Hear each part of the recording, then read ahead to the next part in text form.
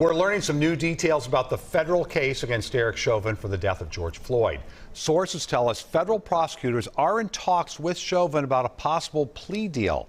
Esme Murphy joins us now from the newsroom with more. Esme, I know you've been speaking with a lot of people. That's right, Frank. Multiple sources are telling me that Derek Chauvin is close to reaching a plea deal with federal prosecutors, and that is why he was what he was likely referring to when he made that mysterious comment to the Floyd family during sentencing.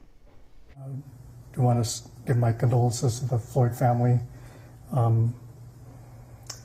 There's going to be some other information in the future that would be of interest, and I hope things will give you some peace of mind. As part of a possible plea deal, Chauvin would have to publicly explain what he did to George Floyd and why, a question that Floyd's brother poignantly asked at sentencing.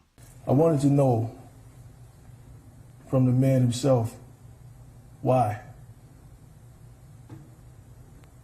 What were you thinking? Sources tell WCCO that as part of the plea, Chauvin could get a 20 to 25-year sentence, which he would serve at the same time as the state sentence, and that he would serve his time in federal, not state prison.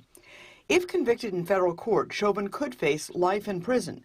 Former Hennepin County Chief Public Defender Mary Moriarty says Chauvin has to be thinking about the swift guilty verdict in the state case. Does Derek Chauvin have incentive to try and negotiate a plea deal with the feds?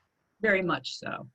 And that's because in federal court, there would be a substantial difference between what he would receive if he went to trial and he was convicted versus what he would get if he pled guilty and do what they would say is take responsibility for his actions. Now, we don't know the exact status of the plea talks. It is important to remember an earlier plea deal involving the feds in late May of 2020 collapsed at the 11th hour. The U.S. Attorney's Office declined to comment, and we did not hear back from Ben Crump, the Floyd family attorney, or Eric Nelson, the attorney for Derek Chauvin. All right, Esme, we know you'll stay on top of it. Thank you.